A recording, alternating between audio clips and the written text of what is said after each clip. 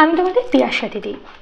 আগের ভিডিওতে আমি তোমাদের 2025 মাধ্যমিকের জন্য খুব গুরুত্বপূর্ণ 5টা এমসিকিউ বলেছিলাম। তোমরা এমসিকিউগুলো নিজেরা করেছো এবং আমাকে বলেছো যে এমসিকিউগুলোর উত্তরগুলো একটু বলে দিতে, যাতে করে তোমাদের উত্তরগুলো ঠিক হয়েছে কিনা সেটা জানতে তোমাদের সুবিধা হয়। আজকের ভিডিওতে আমি আগের ভিডিওতে দেয়া 5টা এমসিকিউর উত্তর সম্পর্কে আলোচনা করে দেবো। দেখো, তোমাদের প্রথম এমসিকিউটা কি ছিল? মেন্ডেলের দ্বিসংকর জনন পরীক্ষায় F2 জনুতে প্রাপ্ত ফিনোটাইপ। এটা কিন্তু তোমরা যারা যারা উত্তর দিয়েছো অনেকেই ভুল করেছো, ফিনোটাইপটা 9 করেছো, কিন্তু না। মেন্ডেলের দ্বিসংকর জনন পরীক্ষার F2 জনুর ফিনোটাইপিক অনুপাত কত? 9:3:3:1।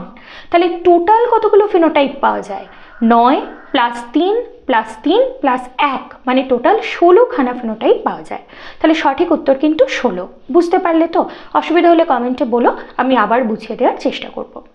পরের যে এমসিকিউটা তোমাদের ছিল, দুটি সংকর লম্বা মটর উদ্ভিদের মধ্যে সংকরায়ন করা হয়েছে, প্রথম অপত্য জনুতে শতকরা কত ভাগ সংকর লম্বা মটর উদ্ভিদ পাওয়া গেছে? উত্তরটা আমি এখন বলছি 50 ভাগ, কিন্তু কি করে 50 ভাগটা আসছে তোমরা ভিডিওটা শেষ পর্যন্ত দেখো। ভিডিওর শেষে আমি একটা চেকার বোর্ড এখানে অ্যাটাচ করে দিয়েছি, আশা করি এটা দেখলে তোমরা বুঝে যাবে, অসুবিধা হবে না।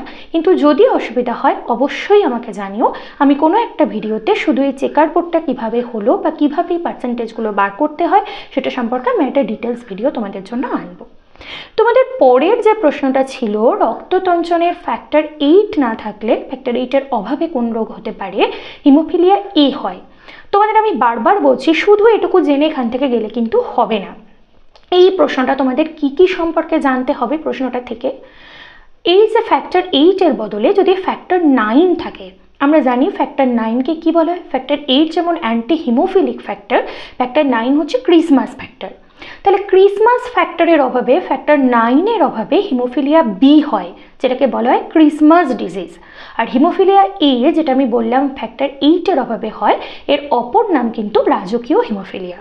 তাহলে রাজকীয় হিমোফিলিয়া কোন ফ্যাক্টরের অভাবে হয়, ফ্যাক্টর 9-এর অভাবে কোন ডিজিজ হয়, বা ফ্যাক্টর 9-এর অপর নাম কি, ফ্যাক্টর 8-এর অপর নাম কি, এত ধরনের প্রশ্ন কিন্তু একটা এমসিকিউ করলেই তোমরা উত্তর করতে পারবে।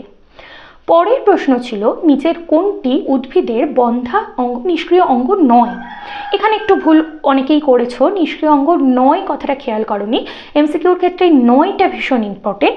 অপশন যেগুলো দিয়েছিলাম তার মধ্যে আকাশমণির পর্ণবিন্ত নিষ্ক্রিয় অঙ্গ নয়, বাকি প্রত্যেকটাই কিন্তু উদ্ভিদের নিষ্ক্রিয় অঙ্গ।